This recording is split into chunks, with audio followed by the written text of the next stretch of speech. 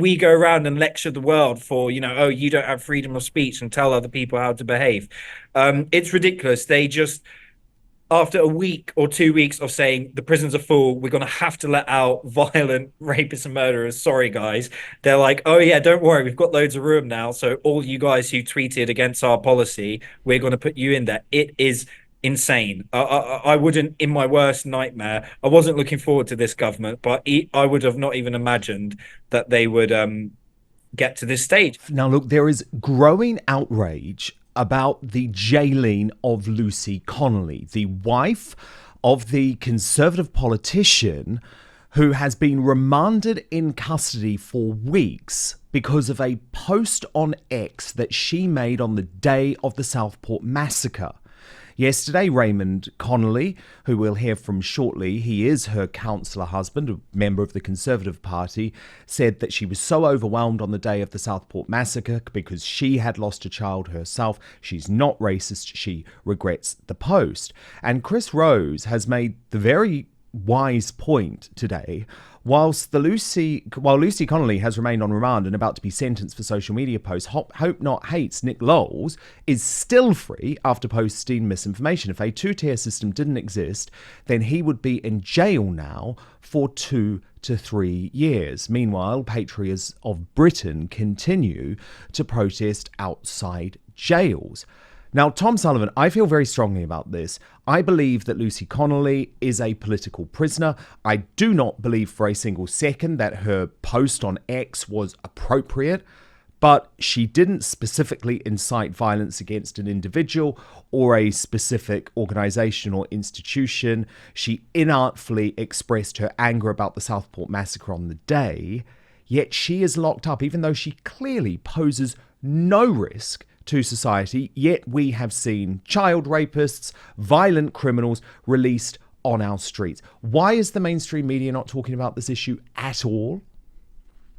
Well, isn't it funny, Dan, how that same mainstream media, which day in, day out for months, years on end, pushed absolute lies and disinformation during the COVID era rather, along with the politicians, they haven't been held to account for their words, which, probably incited people to make decisions which might have led to death, Not only have they not been held to account, they never will be. And now they're turning the guns on other people. Obviously, there is no excuse for criminality.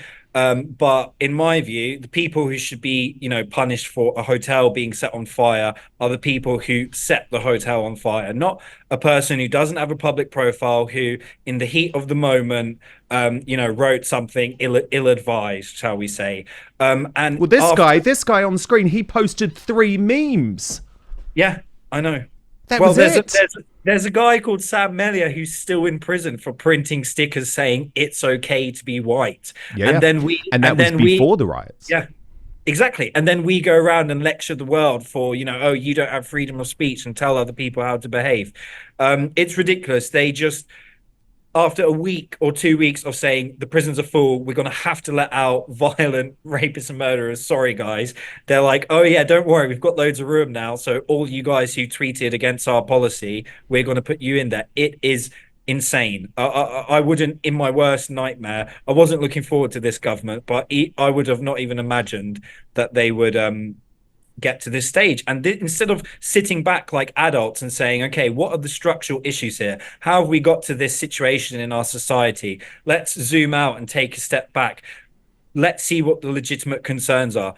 They've literally just gone in and said, no, you're racist, you're far right, in you go. And I don't really know where it goes from here. I'm so with you on all of that. Howard Cox, a lot of folk are saying, why did Lucy Connolly and people like her plead guilty? But the problem is, I believe there is interference here. There is political interference in the justice system, because why has she been remanded in custody? Why has she been locked up in jail for weeks on end? Because that is the system pressuring her to plead guilty. Even though there's no reason for her to be remanded in custody, she poses no threat to society. You're absolutely right. I've got no idea about why this has happened. The point is, she was angry, and we've all done silly, angry things. I mean, I should be arrested. I should be in prison 15 years of some of some of the social media, particularly on my attack on the Mayor of London, who I believe is a pathological liar. And I've said that sort of thing. I've been waiting for a knock on the door from his lawyers to go for me and that sort of thing. I just do not understand, Dan, Tom, what is going on in this country. What I do believe, because when I talk to Labour MPs, and okay, I'm bringing this back to some of the motoring things I do. You've had it for too good for the last 15 years, Howard Cox. You've done a cracking job in public affairs campaigning, but you're not going to have it any good. They're not talking objectively what the changes they're going to do to the economy or our lives would do to our lives. They just got this ideology, which I believe is fundamentally trying to destroy the right. Obviously, Ben Habib, my good friend Ben, he did actually want to obliterate the Tories. Well, I'm afraid they are a uni party, the two of them. They're consocialists. Yeah. That's our problem at the moment. As I said, I'm a Thatcherite. And we've got the leadership election, the 6 leaders for the Tory party. I can't see anyone. I was invited to Priti Patel. And the reason why she invited me, because I'm a public affairs campaigner and she wants motorists on her side. She's not daft, and I don't blame her for that. But fundamentally, what Starmer's doing to this country and the rest of his ilk is to destroy any semblance of right of centre. That's what they're doing. No, indeed. Because, look, I have said for a long time that under Rishi Sunak, the Conservatives became a left-wing party. The problem is that Labour is a hard left party. But look, I just want to bring this back to Lucy Connolly for 1 second and show you the video of Raymond Connolly. Now, he is the Conservative councillor, and I am convinced that Lucy Connolly, remember, she's a childminder, she's a housewife, she has no real public profile. I'm convinced that the reason the CPS and the police went so hard on her was because of her relationship with Raymond Connolly. So watch what he had to say. She knows that she's overstepped the mark and there's consequences for it. So hopefully she'll be able to learn from this and move on with her life. What she said about it to you now, reflecting on obviously what happened and what she did? It's just a moment of, an upset housewife, really. Just seeing children in the reports with all the misinformation, and just got dragged into it. And obviously she regrets it. She did a couple of hours after she'd put the link up, but obviously it came back on a week or so later. And then obviously underneath it, and her husband's a Tory councillor, and here we are today. Does she accept that the tweet was racist? I don't think she is not that person. I'm not too sure, really. I mean, all I know is she's not that person. She's probably the opposite to that, actually. And I mean, Tom, the issue is, if the establishment really starts thinking that we should lock people up for a quote-unquote racist social media post, well, I'm sorry, we're going to see thousands of pro-Hamas, Jewish-hating tweeters in prison too. We've got to be very careful about this slippery slope. Speaking about slippery, Dan, I don't know who that journalist was, but after hearing, that Sly News, of course, Sly News. Of course, Sly News, there we go. A person whose wife, I understand they've gone through a lot of stuff with their child, and then, person's wife gone through this situation, and he explained it very calmly, and all she said was, but do you accept that she's racist?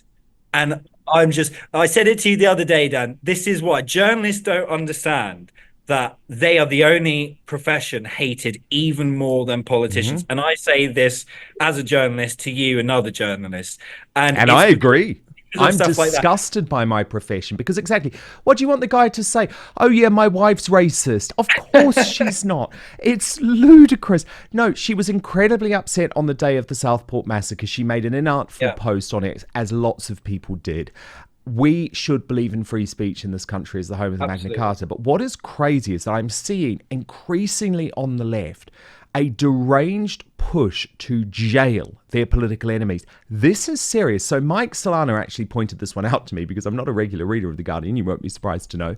But he wrote, this is the third time in 2 weeks The Guardian has requested the arrest of Elon Musk for refusing to censor political speech. So I actually went and I dug up the article in question. I've got it for you. So the headline was, Elon Musk is out of control. Here's how to rein him in. It's by Robert Wright. I read the whole thing, but probably the most critical point is point number 3. This column is nuts. I promise you, it's so mad. And listen to this. Regulators around the world should threaten Musk with arrest if he doesn't stop disseminating lies and hate on X. Global regulators may be on the way to doing this, as evidenced by the 24th of August arrest in France of Pavel Durov, who founded the online communications tool Telegram. Like Musk, Durov has styled himself as a free speech absolutist, but we'll now lock him up. It's just nuts. First, though, you know what's so important about being independent is I will only ever tell you about products that I use and truly believe in and think can improve your life. And one of those products is Verso. So when I entered my 40s, I decided that it was really important to stay healthy and worry about aging, actually, which we all worry about, right? So I'm doing the things that you do when you enter your 40s because you realize that it's harder to keep the weight off. So I'm exercising virtually every day, taking my nutrition seriously with the 16-8 fast, but it's only got me so far. And what I learned is that scientists like David Sinclair have proven we can actually reverse aging with interventions that go beyond healthy habits. So I was looking for a product that I knew would enhance everything I was already doing, but was also backed up with solid evidence. That product is Cellbeing by Verso. It is scientifically proven with ingredients that fight the effects of aging by increasing NAD+ levels. Now, NAD+ is so important because it is the stuff that powers every cell in your body. I've been taking the product for a number of months now. Right at the start of my day, it's been genuinely transformative. Fasting's easier, the fat's down, I'm eating less too, and that's due to its blood sugar regulating effects, which lead to fewer cravings. Sleep as well. Cellbeing will actually help you sleep better. So this product in the long term will take years off your life. I would love you to experience the same thing. And Verso publishes third-party testing from each batch produced to guarantee that you are getting what you pay for. Now, Verso is giving you an amazing offer today. So if you head right now to buy.ver.so/outspoken, you will save 15% on your first order. All you need to do is use the coupon code outspoken. I've put the link, by the way, in our YouTube and Rumble description, so you can just click on it through there. But I will repeat the address as well, buy.ver.so/outspoken. Use the coupon code outspoken. Howard, what do you make of it? Well, it's very simple. Thank heavens for Elon Musk, in my opinion. The guy is incredible what he's done.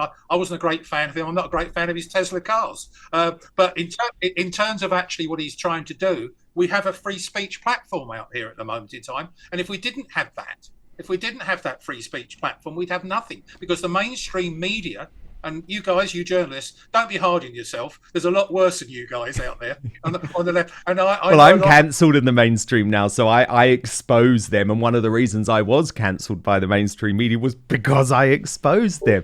But I just find it astonishing, Tom, that The Guardian can't see how they're acting like Vladimir Putin, who is the bloke who they hate most, right? So The Guardian constantly go on about Putin because they're so horrified by his treatment of journalists. But they are advocating for Elon Musk, to be imprisoned. 100%. How are they any different? What I would say, Dan, is, it's quite tempting to think, oh yeah, this is obviously bad, but let's keep things in perspective and everything. Let's not forget, just a couple years ago, how the media whipped people up in the COVID era, and the authoritarianism that we saw, and the anger that was whipped up by our demagogue politicians. They can do it again, and we have to be prepared for that. We need to push back immediately. We need to say, we're not going to fall for this again. We're not going to have you turn people on people, make people snitching people. First it was granny killer, now it's far right. It's all the same thing. It's the agenda that they push to divide and rule, something that was invented by us. So we should be, hypersensitive to that. And it's not a laughing matter. Honestly, it's very scary, and you're absolutely right. The Guardian, not just them, our entire mainstream media is guilty of it. They tell us, look at Russia, look at China, look at Iran, look how they treat people, look how they lock people up. I was traveling around, Eastern Europe a few weeks ago, and I spent, a few weeks in Russia actually, and people were shocked when I told them, yeah, we have people in jail for printing stickers saying it's okay to be white. They looked at me, they were like, one person actually said to me, who's a liberal journalist, she goes, I thought, and I gave her a copy of, the Spectator and the Critic and things that I brought with me, and she read it and she said, I thought all this stuff that goes on in the West, I just thought it was our propaganda, choosing rare examples and exaggerating it. But from what you're telling me, it's actually quite real. So this is the state that we're in. I'm not saying that, it's better abroad. I'm saying that next time, you see these same people saying, look over there, don't forget what they have done and what they're advocating to do now. Exactly. It's all projection. And let's not be holier than thou, because as you pointed out earlier, Sly News think that, the wife of a Conservative politician should literally be locked up for years on end. This poor woman's probably going to get 3 years or something, because the bloke who just copy and pasted her post on X to get to prove a point, he got locked up for 3 years. Seriously. It is dystopian. And I know you say it's not a laughing matter, Tom, and I do agree. But sometimes I feel like you have to laugh or you would cry. So Andrew Lawrence is just doing God's work at the moment on that front. He's the brilliant comedian. And I wanted to show you his latest take on two-tier Keir. No matter how much people can't stand me, I'm going to get on with the important business of turning this country into a miserable third world bin fire. There are two strands to our strategy. Firstly, anything you enjoy, we're going to ban it, whether it be smoking outdoors or posting spicy memes on Facebook. We'll come down on you with the full force of the law. Secondly, anything you own, we're going to tax it. We're going to tax it not once, not twice, but at least 3 times in various creative ways. What you'll soon find is the harder you work, the more money you earn, the poorer you get. What could be better for the economy than disincentivising hard work through crippling taxation? Realistically, someone's got to pay for all the asylum seekers, and it may as well be you. We're assessing every element of your life, and whatever we come across, we're going to either ban it or tax it. During the election campaign, you asked yourselves, who is most likely to steal all our money and erode our civil liberties? And then you voted for Labour, and we're going to give you exactly what you asked for. Things are going to get worse before they get better. Oh, and they have, haven't they? They've got worse. They've got a hell of a lot worse. But thank you for being two people who help keep me sane during all of this.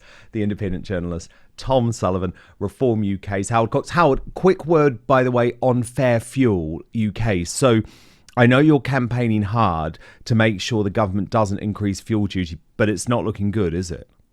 No, it's not looking good. And, I'd hope your viewers will actually, sign up to Fair Fuel UK to actually help me fight this. Because after it's 15 so years, important.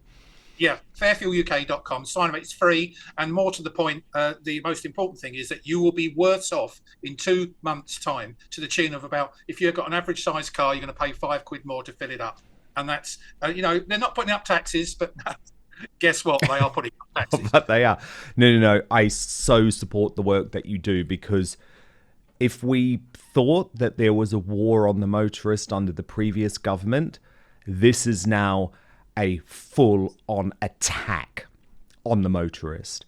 And what Sadiq Khan is planning in London, which is so bad, is about to be rolled out all across the country. Angela Rayner actually admitted it before the election and then tried to roll back. But we're about to see some terrifying things. So keep up the fight. We will follow it, of course. Howard Cox of Reform UK and Fair Fuel, and the independent journalist Tom Sullivan. Fabulous superstar panel today. Thank you so much for watching Dan Wootton Outspoken. Please do subscribe if you want lots more clips and interviews like that. Plus, if you want to watch our totally uncensored after show, then visit www.outspoken.live.